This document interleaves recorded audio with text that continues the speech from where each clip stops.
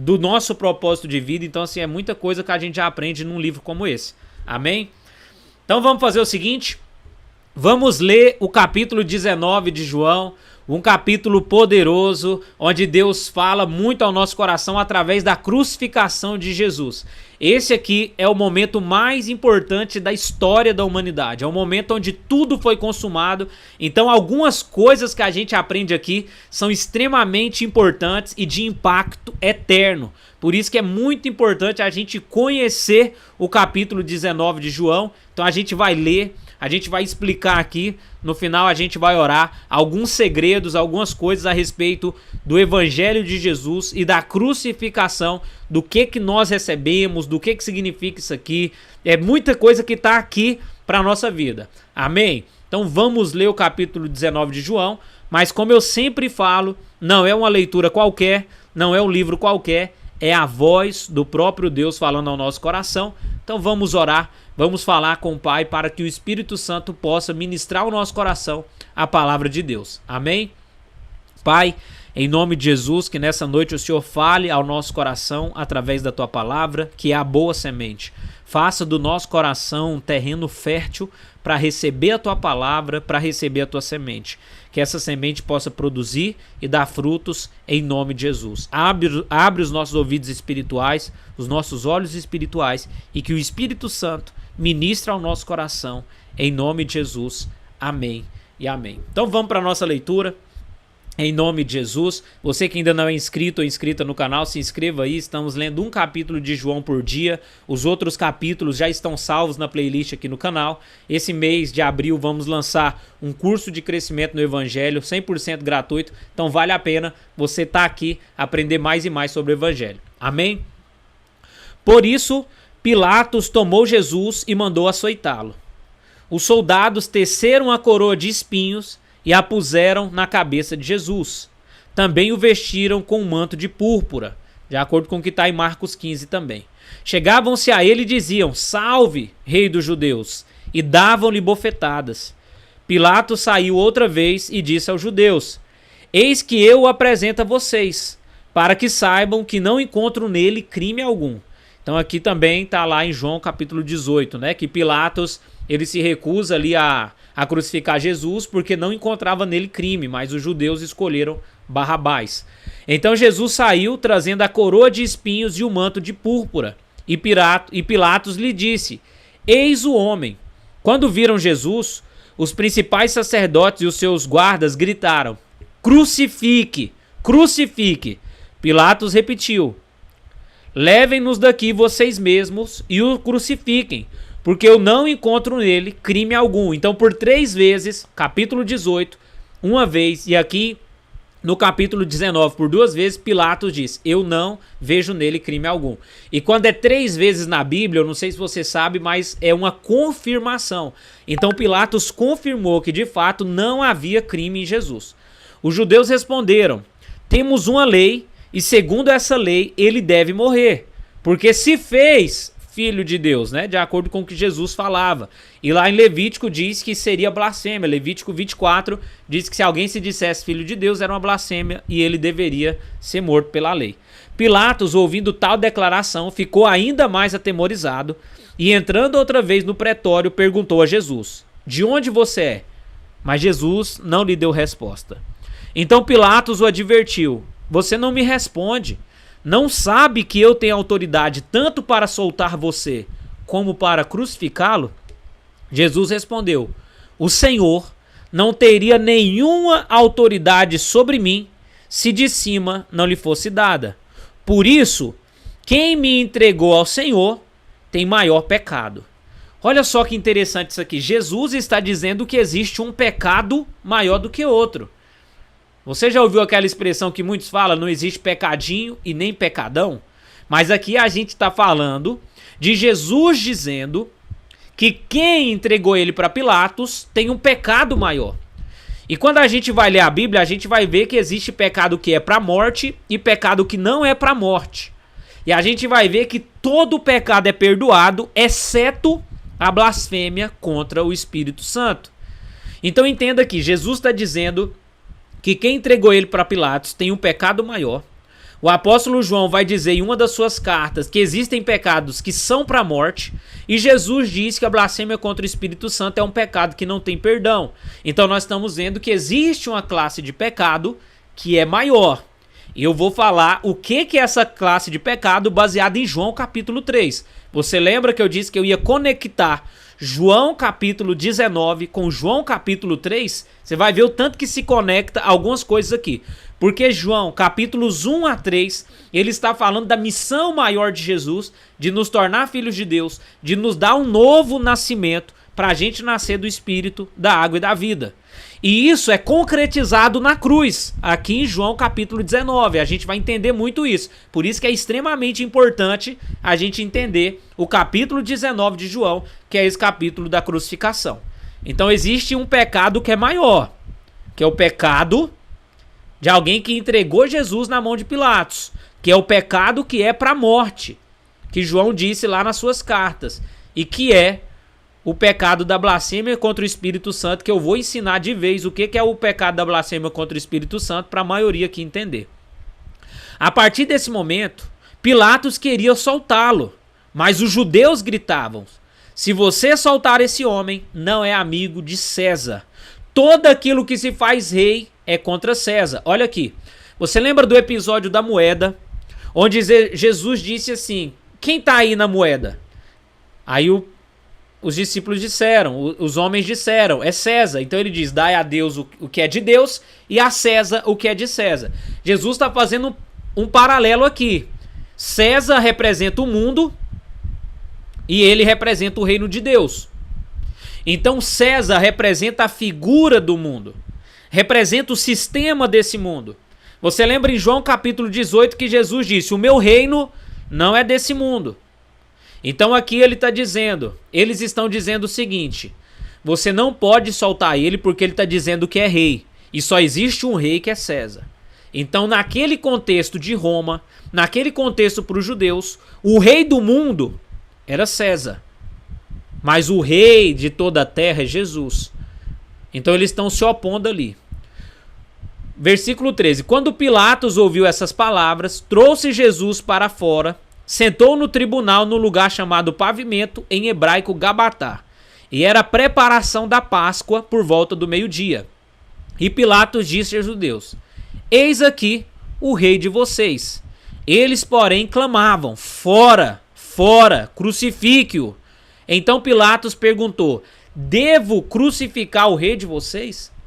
Entenda que Pilatos estava considerando Jesus o rei dos judeus. Pilatos estava considerando que Jesus era rei. Enquanto os outros diziam: não, o rei é César. Os judeus estão dizendo que o verdadeiro rei é César. Mas Pilatos está dizendo: não, o rei de vocês é Jesus. Entenda que aqui está entrando um confronto entre um reinado do mundo e o reinado de Deus, o reinado celestial. Aí olha o que os sacerdotes responderam. Versículo 15. Eles, porém, clamavam: fora, crucifique-o. Então Pilatos respondeu: devo crucificar os reis de vocês?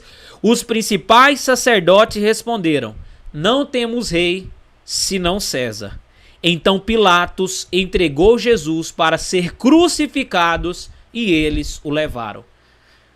Qual é o maior pecado que pode existir?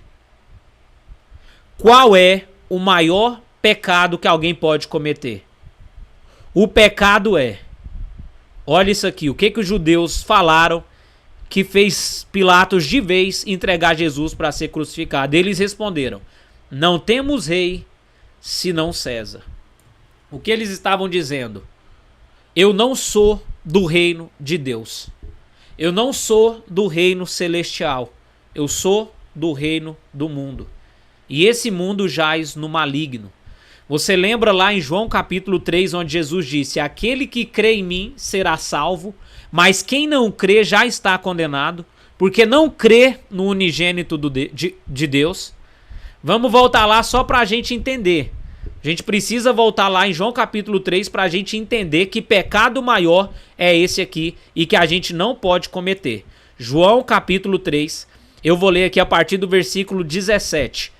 Depois dele dizer, né, que Deus enviou seu Filho unigênito. Porque Deus enviou seu Filho ao mundo não para que condenasse o mundo, mas para que o mundo fosse salvo por ele. Quem nele crê não é condenado, mas o que não crê já está condenado, porque não crê no unigênito Filho de Deus. A condenação é esta: a luz veio ao mundo, mas os homens amaram mais as trevas do que a luz, porque as suas obras eram más.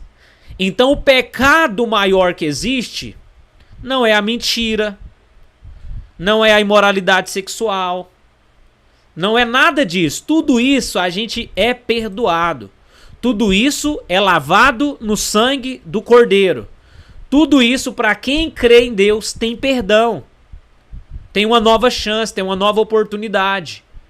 Mas agora, aqueles que negam a Jesus, aqueles que amam o mundo, aqueles que amam as trevas, esses são os que cometem o maior pecado. E a blasfêmia contra o Espírito Santo é justamente rejeitar a Jesus. O problema ali, quando os fariseus dizem que Jesus está expulsando demônios pelo poder de demônios, é justamente o fato deles rejeitarem o poder celestial que há em Jesus. Porque quando João Batista pergunta se o reino de Deus chegou, Jesus disse: diga o seguinte, os cegos enxergam, os coxos andam e o evangelho é pregado aos pobres. O reino de Deus chegou. Jesus vai dizer que o Espírito Santo está sobre ele. Eis que o Espírito do Senhor está sobre mim e me levou a dar vista aos cegos, a pregar a liberdade para os oprimidos e cativos e anunciar o ano aceitável do Senhor. Ou seja, o Espírito Santo é a manifestação do reino de Deus.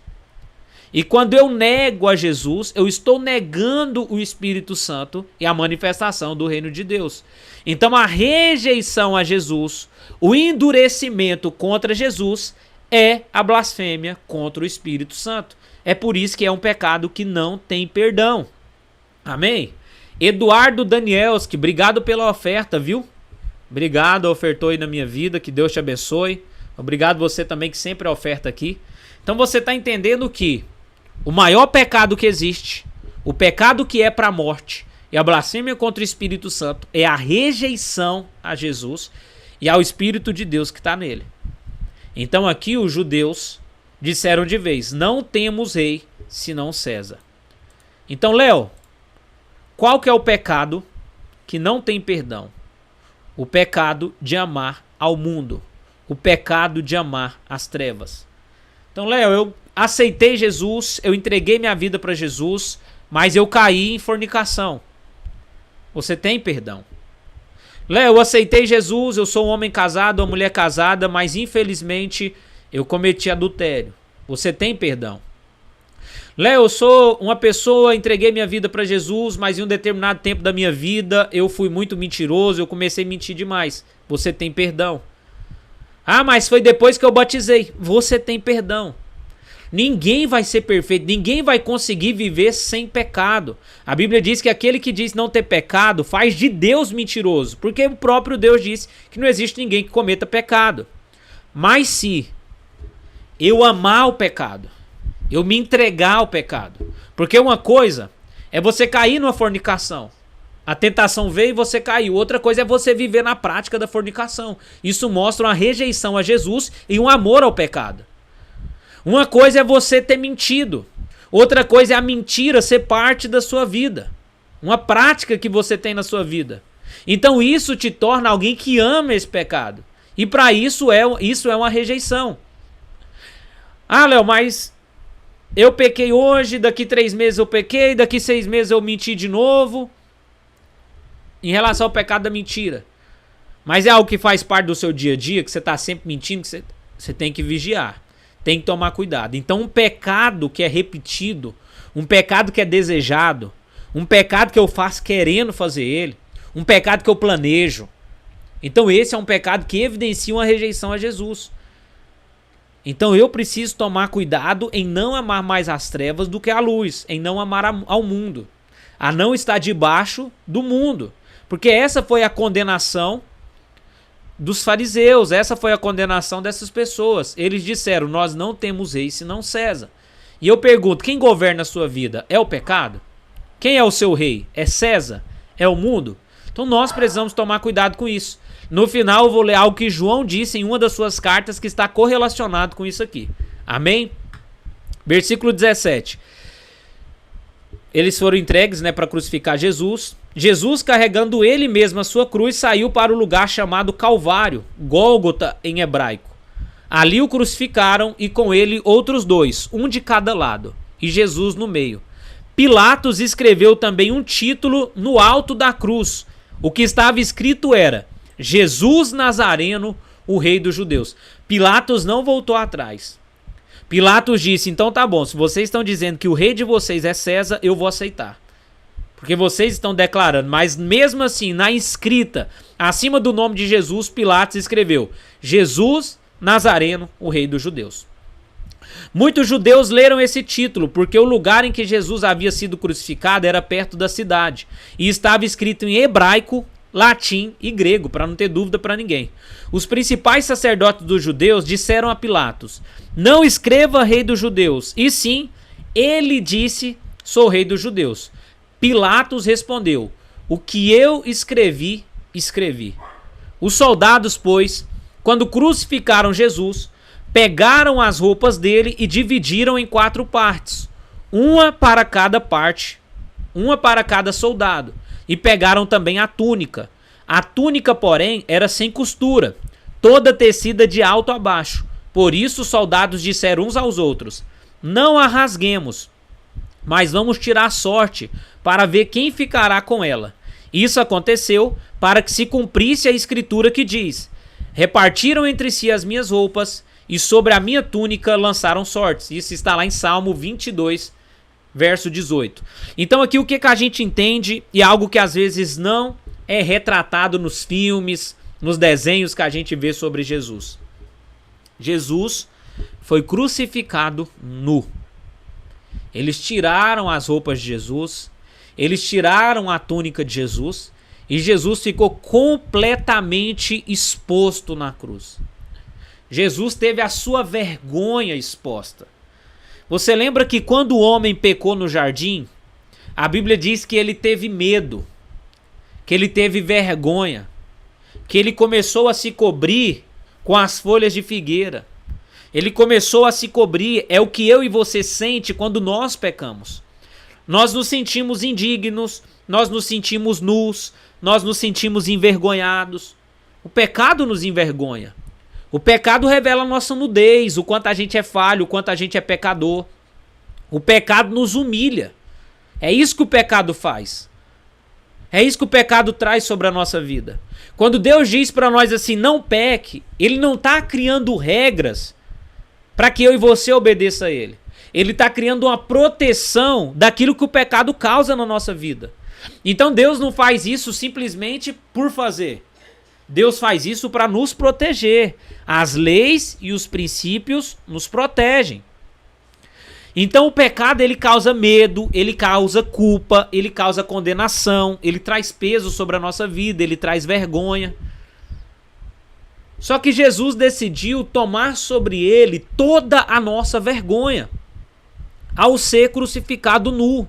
Aquela nudez que era nossa no jardim, aquela nudez que o pecado nos expõe, Jesus levou sobre si. Então as pessoas passavam, você viu que nos versículos anteriores, diz que todas as pessoas passavam e via na inscrição: Jesus de Nazareno, o rei dos judeus. Todas as pessoas passavam ali, olhavam para o monte e viam um homem nu. Os livros não mostram, os filmes não mostram, os desenhos que a gente via quando era criança não mostra, mas a Bíblia mostra que ele estava nu. E é importante a gente saber isso. É importante você saber que ele estava completamente desnudado. As pessoas estavam vendo ali a sua intimidade exposta, a sua vergonha exposta. Então que nós possamos entender essa verdade. É por isso que não há mais condenação para os que estão em Cristo Jesus. É por isso que, por mais que o pecado é ruim, nós não podemos permanecer num lugar de vergonha. Léo, mas o meu pecado foi horrível. Eu sei, mas foi horrível a crucificação. Léo, mas eu fiquei envergonhado pelo meu pecado. Só de eu lembrar eu ainda tenho vergonha. Se perdoe. A sua vergonha foi levada na cruz. A nudez que era sua estava na cruz. É por isso que nenhuma condenação há mais para os que estão em Cristo. Toda condenação, toda culpa, toda vergonha ele levou sobre si. Será que você pode agradecer, falar: Jesus, obrigado. Jesus foi até a última instância. Eu vou mostrar para você algo daqui a pouco também, que é assim, algo inimaginável passar pela nossa cabeça, mas que pode ter acontecido. Então nós precisamos entender isso, gente. Ele foi crucificado nu, para que eu e você recebêssemos as vestes de justiça. Ele se despiu de toda a justiça, ele se despiu de toda a sua glória. Ele foi até o mais obscuro, para que eu e você tivéssemos perdão dos pecados. Para que eu e você fôssemos limpos. Para que eu e você fôssemos justificados. Para que eu e você fôssemos redimidos. É por isso, gente, que o pecado não pode ter maior poder na nossa vida. Será que o pecado que eu cometo é maior do que o sacrifício na cruz? Será que a condenação do pecado é maior do que a salvação redentora do Filho unigênito do Pai? Do Deus encarnado? Será? Sai desse lugar de vergonha. Sai desse lugar de paralisia por causa do pecado, por causa do erro. Se você não se perdoar desse pecado, você nunca vai vencer ele. Se você não deixar de lado essa vergonha desse pecado, você nunca vai vencer esse pecado. Se você achar que você vai ser salvo ou vai ser salva pelos seus próprios méritos, por ser alguém perfeito e santo, você está negando o que aconteceu na cruz. Se a gente pudesse ser santo, se a gente pudesse ser lindo, se a gente pudesse ser perfeito, isso aqui não teria acontecido. Joga esse pecado no mato. Joga essa vergonha fora. Independente do que tenha sido o seu pecado. O único pecado que não tem perdão é se você rejeitar isso aqui. Se você rejeitar esse perdão, se você rejeitar esse sacrifício, se você rejeitar essa obra da cruz, aí sim não tem salvação. Isso é a blasfêmia contra o Espírito Santo. Isso é o pecado para a morte. Jesus te perdoou e você ainda não se perdoa. Você se coloca numa posição maior do que Jesus. Jesus já limpou o seu passado e você ainda está preso e presa no passado. É se colocar acima de Jesus. Não foi você que estava nu. Não foi você que estava exposto e exposta lá naquela cruz com todo mundo vendo a sua nudez. Não era você que estava sendo esbofeteado e dizendo: ai, você não é o rei. Gente, a crucificação é a parte mais importante da nossa vida. Se a gente não olhar para essa crucificação aqui e aceitar tudo que foi feito por nós aqui na crucificação, a gente pode jogar a Bíblia fora. Porque aqui é onde está toda a humanidade. Aqui é onde está a nossa história. Aqui é o ponto de conexão da eternidade. Aqui é onde toda justiça foi cumprida. Aqui é onde o Deus encarnado foi humilhado pelos homens. Aqui onde o Filho de Deus foi humilhado, foi nu, foi crucificado, foi exposto, para que nós tivéssemos oportunidade de nos tornarmos filhos e filhas de Deus. Tome posse do que aconteceu na cruz. Vamos continuar lendo. E foi isso que os soldados fizeram. Eles disputaram. Vamos lançar a sorte aqui. 1, 2, 3, para ou ímpar, 0 ou 1. Para ver quem ficava ali com as vestes de Jesus. E junto à cruz estavam a mãe de Jesus, a irmã dela Maria, mulher de Clopas, e Maria Madalena. Maria Madalena, vendo Jesus a sua mãe e junto dela o discípulo amado, que era o próprio João, disse: mulher, eis aí o seu filho. Depois disse ao discípulo: eis aí a sua mãe. Dessa hora em diante, o discípulo a tomou para casa. Versículo 28. Depois, vendo Jesus que tudo já estava consumado, para que se cumprisse a escritura, disse: tenho sede. Está lá em Salmo 22 também, que é um salmo da profecia da crucificação. Olha agora isso aqui, gente. Estava ali um vaso cheio de vinagre.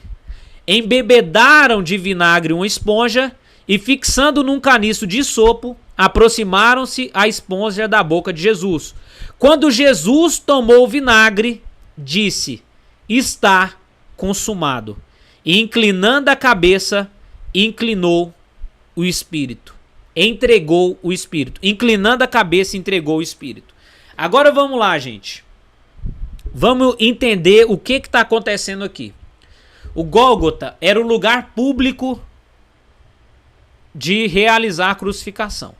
Geralmente nas crucificações tinham plateia, tinham pessoas assistindo. A gente viu aqui que Maria, João, Maria Madalena, algumas pessoas estavam ali e tinham outras pessoas que vinham para ver o espetáculo. É por isso que em Colossenses capítulo 2 diz que Jesus triunfou sobre o inimigo, fazendo deles um espetáculo na cruz. Porque a cruz era literalmente um espetáculo. As pessoas iam ali para assistir a crucificação. E aí, ali tinha um balde cheio de vinagre. E aí a gente pode perguntar, o que um balde cheio de vinagre estava fazendo ali naquele lugar? Deixa eu mostrar algo aqui para vocês. Deixa eu só pesquisar a imagem aqui. Era para eu ter pesquisado ontem. Para você entender o que esse balde aqui estava fazendo lá. Para você ver até que ponto Jesus chegou.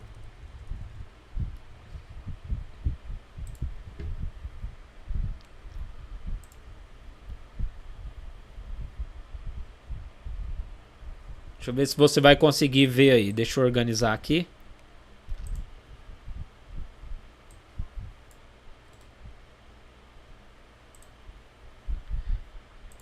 Beleza. Para você ver o que significava esse balde. Alguém aí já sabe o que significa esse balde?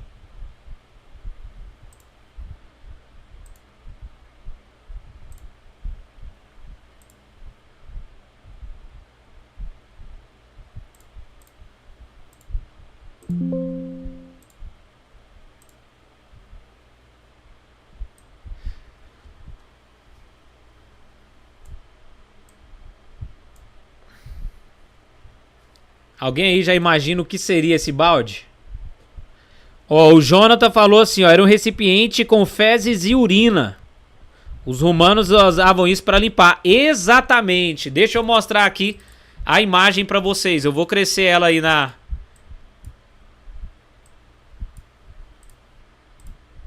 Uai, cadê a imagem?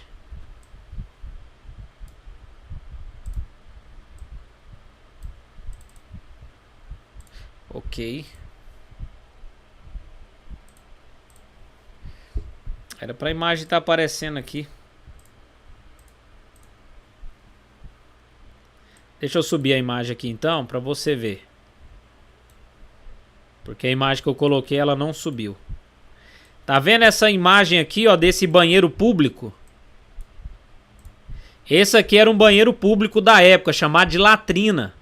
E o que era essa latrina aqui, ó? Esse aqui era o banheiro público da época, tá vendo aí? Estão conseguindo ver? Então esse banheiro público, ele tinha dentro dele... Esse banheiro público, ele tinha dentro dele um balde cheio de vinagre.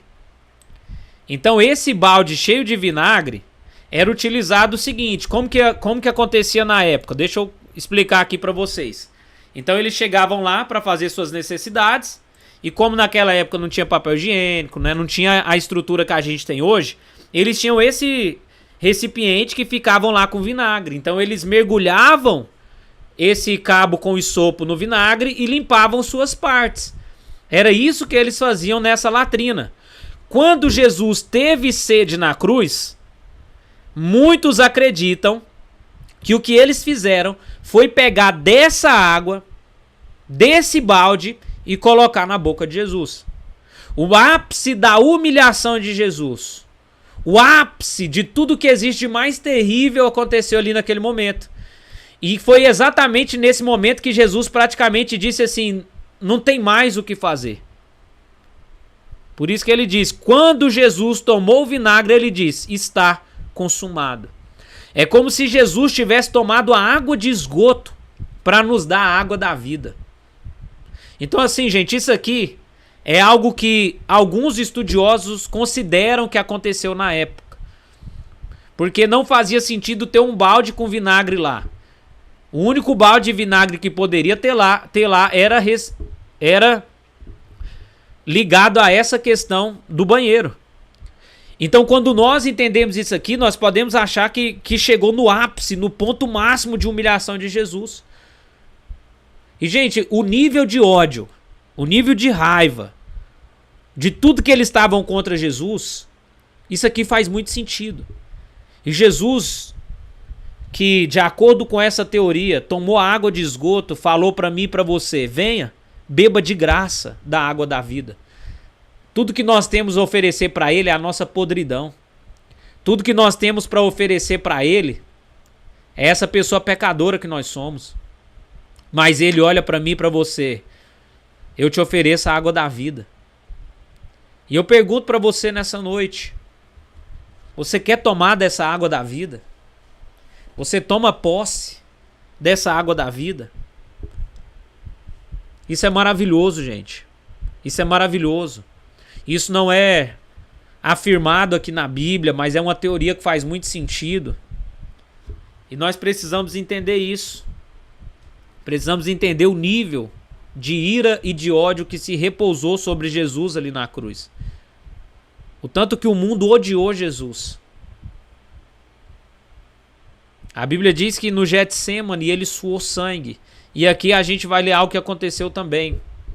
Então, para que os corpos, versículo 31, para que os corpos não ficassem na cruz durante o sábado, visto que era o dia da preparação e era grande o dia daquele sábado, os judeus pediram a Pilatos que fossem quebradas as pernas dos crucificados e fossem tirados das cruzes.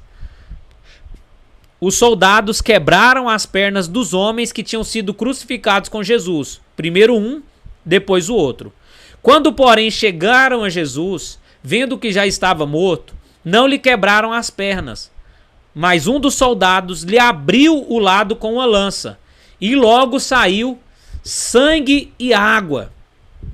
Aquele que viu isso dá testemunho, e o testemunho dele é verdadeiro, e ele sabe que diz a verdade, para que também vocês creiam.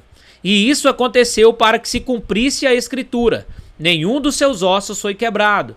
Isso aí está lá profetizado em Êxodo 2,46, número 9,12 e no Salmo 34,20. E outra vez diz a escritura, olharão para aquele a quem transpassaram. Isso está lá em Zacarias. Em Zacarias diz assim, derramarei sobre vocês o meu espírito de graça e de súplicas, e vocês olharão para aqueles que vocês transpassaram.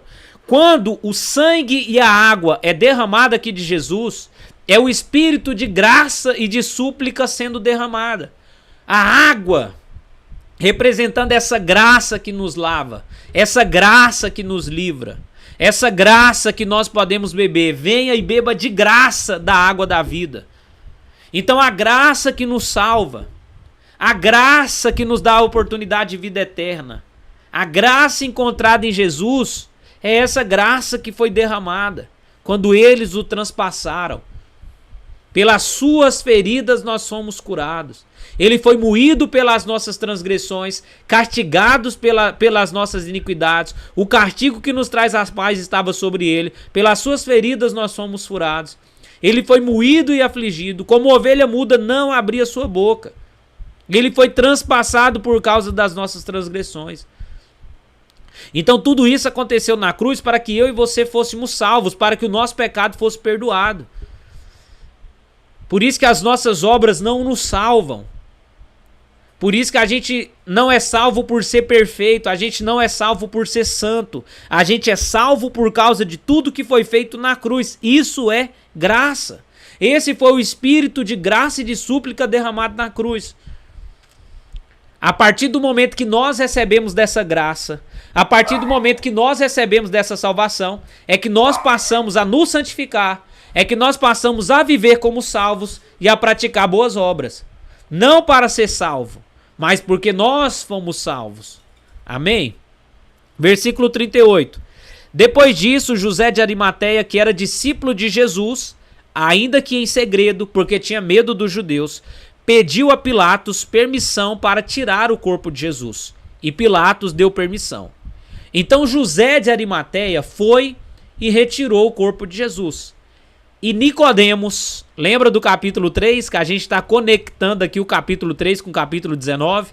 E Nicodemos, aquele que anteriormente tinha ido falar com Jesus à noite, também foi, levando cerca de 35 quilos de um composto de mirra e de aloés. Gente, isso aqui era muito significativo. 35 quilos de mirra de composto de aloés. Tomaram, pois, o corpo de Jesus e envolveram em lençóis com os óleos aromáticos, como é costume entre os judeus, na preparação para o sepultamento. No lugar onde Jesus foi crucificado, havia um jardim. Nesse jardim havia um túmulo novo, no qual ninguém havia sido colocado. Ali por causa da preparação dos judeus. E porque o túmulo ficava perto, colocaram o corpo de Jesus. Eu quero conectar mais uma vez aqui o capítulo 19 com o capítulo 3 para a gente finalizar. E aí a gente vai ler 1 João capítulo 2 e a gente vai orar. Aqui está dizendo que Nicodemos era um discípulo secreto de Jesus, como a gente viu ele encontrando com Jesus em João capítulo 3. Lá em João capítulo 3, Jesus falou para Nicodemos que ao homem era necessário nascer de novo. E Nicodemos perguntou como que um homem poderia nascer de novo, se porventura ele poderia entrar novamente na barriga de sua mãe para poder nascer de novo. E Jesus disse: aquele que nascer da água e do Espírito, aquele que nascer de novo, aquele que nascer do Espírito, esse é uma nova criatura, essa é uma nova pessoa, isso é nascer de novo. E aqui em João capítulo 19, a gente vai ver Nicodemos na cena da crucificação. Na verdade, na cena do enterro. Aquele homem que ouviu Jesus falar que é necessário nascer de novo, chegou ali com 35 quilos de mirra, de óleos, preparando o corpo de Jesus para o sepultamento. O interessante é que a Bíblia vai dizer que o Espírito Santo ressuscitou Jesus de entre os mortos. O Espírito Santo, em outras palavras, fez Jesus nascer de novo. Aquele homem que em João capítulo 3 ouviu Jesus falar que ao homem é necessário nascer de novo, estava preparando o corpo de Jesus para que Jesus nascesse de novo. Aquele homem entendeu a mensagem de Jesus. E embora por um certo tempo ele tivesse medo dos judeus, como a gente viu o próprio apóstolo Pedro com medo dos judeus, com medo da perseguição, no momento da morte de Jesus ele estava ali. Ele diz: tudo que aquele homem disse para mim, o que a gente leu em João capítulo 3 é verdade. E eu quero estar com esse homem. Eu quero preparar o corpo desse homem, eu quero andar com esse homem. E foi isso que Nicodemos fez.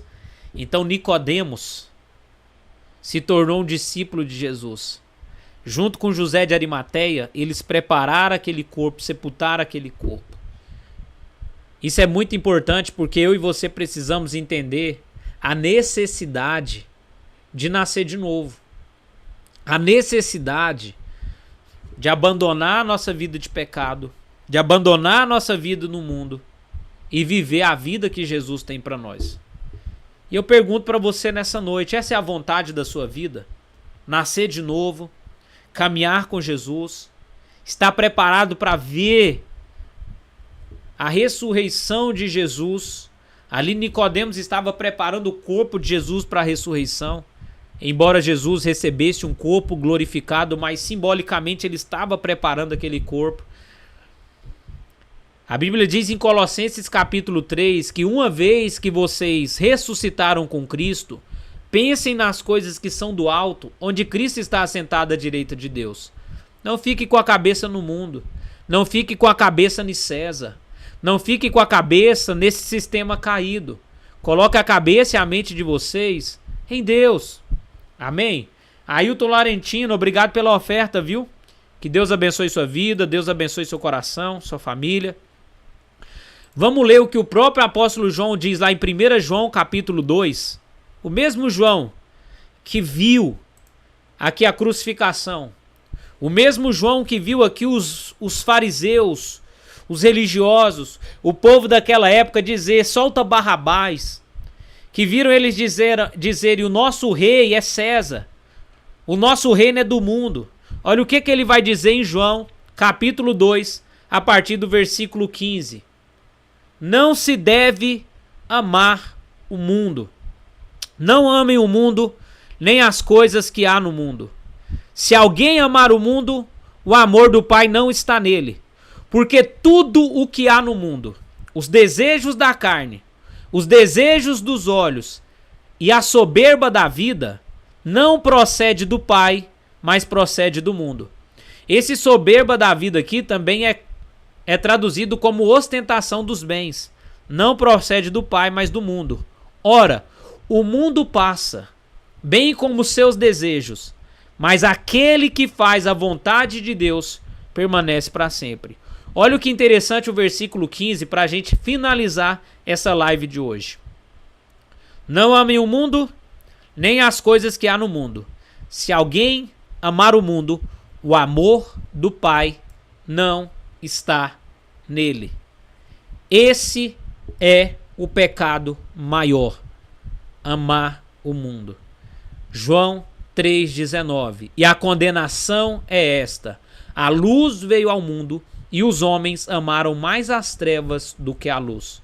Os homens amaram mais o mundo. E quem ama o mundo, o amor do Pai não está nele. Ora, se o amor do Pai não está nele, ele não é filho e não é filha de Deus. E se ele não é filho e filha de Deus, ele não é salvo. Ele não recebe nenhuma das conquistas da cruz.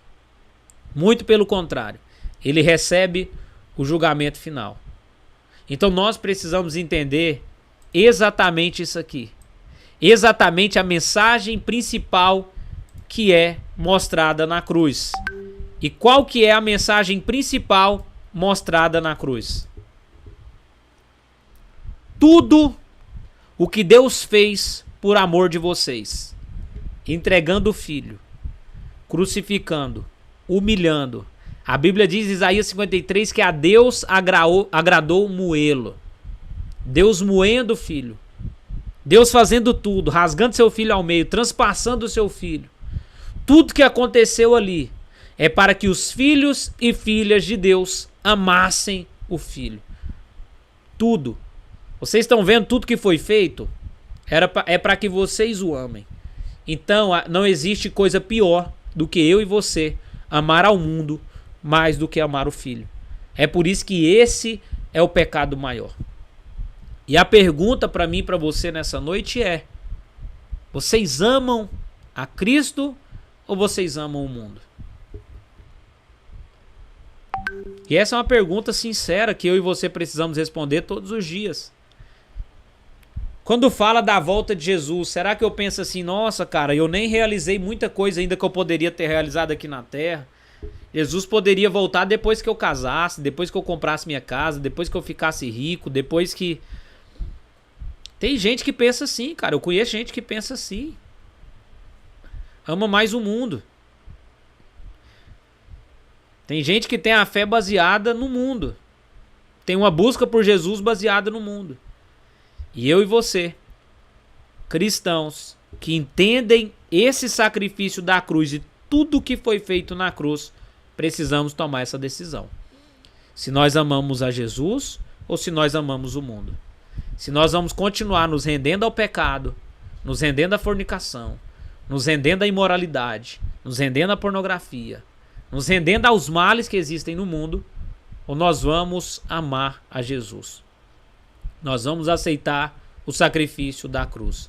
Não por medo de ir para o inferno, não por ganância para conquistar coisas do mundo, mas simplesmente por entender e receber todo esse amor que foi demonstrado na cruz. A gente viu aqui as atrocidades que fizeram com Jesus. Por amor. Por amor. Por amor. Para perdoar o seu pecado. Para apagar o seu passado. Para dar para você a oportunidade de vida eterna. Foi isso que nós recebemos na cruz. Amém? Então vamos orar. Vamos entregar a nossa vida para Jesus nessa noite. entregar o nosso coração, entregar a nossa alma, porque é isso que a palavra nos diz. Aquele que ama o mundo, o amor do Pai não está nele. Então vamos pedir para Deus tirar todo sentimento de amor pelo mundo, tirar toda aquela busca pela carnalidade, toda aquela busca pela ostentação de bens, as concupiscências, os desejos da carne, e colocar em nós a sede pela água da vida, a sede do Espírito, a sede de beber da água que Jesus tem. Aquele que beber da água que eu lhe der nunca mais terá sede. Ao contrário, do seu interior passarão a fluir rios de água viva. Pai, nessa noite nós entregamos o nosso coração e a nossa vida ao Senhor.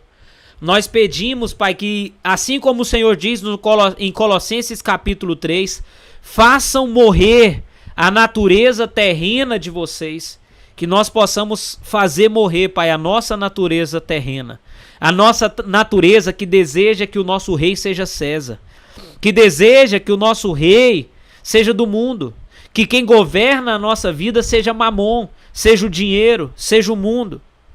Tira de nós, Pai, essa natureza terrena e coloca em nós, Pai, a natureza celestial. Coloca em nosso coração o desejo pelo Espírito, o desejo pela vida eterna, o desejo pelo que é eterno. Arranca do nosso coração, da nossa alma e do nosso ser tudo aquilo que nos afasta do propósito original da crucificação. Jesus foi crucificado nu. Jesus teve sede e lhe deram vinagre. O que no entendimento de muitos, Pai, pode ter sido um vinagre embebedado até mesmo com água de fezes. Ele fez tudo isso para nos dar a água da vida, para nos dar redenção, para nos dar salvação. E tudo que nós devemos fazer é retribuir esse amor que foi demonstrado na cruz. Dizendo, eu não amo o mundo me pesa, o mundo sobrecarrega, o mundo me exige. E Jesus me entrega de graça o Espírito, Jesus me entrega de graça a salvação. Jesus me entrega de graça a vida eterna. Eu não preciso comprar nada, eu não preciso pagar indulgências, eu não preciso pagar com dinheiro, eu não preciso fazer obra nenhuma. Eu sou salvo, eu sou amado. E por isso eu amo, e por isso eu obedeço, e por isso eu faço aquilo que agrada a Ele, Pai. Não porque eu tenho medo, não porque eu tenho ganância, não porque eu estou com sentimento de culpa, mas porque eu estou me sentindo amado, eu estou me sentindo perdoado. E a Tua palavra diz, aquele que muito foi perdoado, muito ama. Onde abundou o pecado, superabundou a graça. E nós tomamos posse dessa graça, Pai. Nós tomamos posse desse perdão. Nós não somos melhores que o Senhor para continuar vivendo uma vida condenada pelo passado. Mas nós vamos nascer para uma nova história, porque nós te amamos. Nós amamos o Senhor, nós amamos a Tua presença, nós amamos o reino de Deus, nós amamos o Cristo crucificado. Nós não amamos o Jesus popstar, nós não amamos o Jesus que faz tudo, o Jesus que é um serviçal, não. Nós amamos o Cristo crucificado, o Cristo que foi crucificado nu, o Cristo que derramou o Espírito de graça e súplicas. Nós amamos o Cristo da cruz. E por isso nós queremos fazer a nossa natureza terrena morrer e amar o Cristo que foi crucificado em nome de Jesus. Em nome de Jesus. Amém, gente? Toma posse do Evangelho da Cruz. Toma posse de tudo que foi conquistado ali por você. Toma posse do seu perdão. Toma posse da sua salvação. Não saia dessa live com dúvida de que você foi salvo. Não saia da leitura de João 19 com dúvida. Será que eu fui salvo? Será que eu posso perder minha salvação? Olha como que a sua salvação foi ganhada, olha como que a sua salvação foi comprada. Você só vai perder essa salvação se você rejeitar tudo que foi feito na cruz, se você amar o pecado. Ao contrário disso, se você tem convicção e recebeu o que foi dado na cruz por você, nada te toma essa salvação. Você pode caminhar com a certeza, com a convicção. Hebreus 11:1. A fé é a certeza, é a convicção das coisas que eu espero, das coisas que eu não vejo. Hebreus 11:6, sem essa fé é impossível agradar a Deus. Você não foi salvo ou salva pelos seus próprios méritos. Você viu o que aconteceu na cruz. Você foi salva na cruz. Você não foi salvo porque você ora 1 hora por dia, porque você é santa e perfeita, porque você vai na igreja, porque você participa do louvor, porque você é diácono, diaconisa. Você é salvo pelo que aconteceu aqui em João capítulo 19. Nós somos salvos pelo que aconteceu em João 19. E essa é a mensagem da cruz. Esse é o evangelho da cruz. E a pergunta é: você aceita esse evangelho da cruz? Você aceita Jesus como Senhor, Salvador da sua vida? Você recebe Ele e diz: eu amo Ele e não amo o mundo? Você recebe Ele e diz: a partir de hoje o Espírito Santo habita em mim. Eu sou filho e filha de Deus e nada mais nesse universo pode me separar do amor de Deus. Porque você não rejeitou, você não praticou o pecado maior. Vinde a mim, todos os que estão cansados e sobrecarregados, e eu darei alívio para a alma de vocês. Aprendam de mim que sou manso e humilde de coração, e tomem sobre vocês o meu jugo e o meu fardo, pois o meu jugo é suave e o meu fardo é leve. Palavras de Jesus. Tome posse em nome de Jesus de toda leveza que o evangelho pode trazer para a sua vida. Tire do coração toda dúvida, toda ansiedade, todo medo, toda culpa, toda condenação por causa do pecado do passado, porque não é isso que Jesus te prometeu. Preocupação, angústia, ansiedade. O que Ele te ensinou e o que Ele nos ensina aqui na cruz nos dá segurança, nos dá alívio, nos dá paz, nos dá mansidão, nos dá temperança. Tome posse nessa noite. Receba tudo que Jesus conquistou por você. Amém? Você que ainda não é inscrito ou inscrita no canal, se inscreva aí no canal em nome de Jesus para receber mais entendimentos como esse. Os outros capítulos estão salvos na playlist no canal. Que Deus abençoe sua vida. Orlando César, obrigado, viu? Obrigado pela oferta, obrigado por dispor o seu coração a me ajudar aqui nessa obra. Como todos sabem, meus conteúdos são gratuitos, os nossos cursos serão gratuitos. Amém? Então, quando você curte essa live, quando você compartilha, como você faz uma oferta, como o Orlando fez aqui, você está abençoando minha vida. E muito obrigado em nome de Jesus. Tome posse da cruz. Nós ainda vamos falar muito sobre cruz. Meu evangelho é o evangelho da cruz, tá?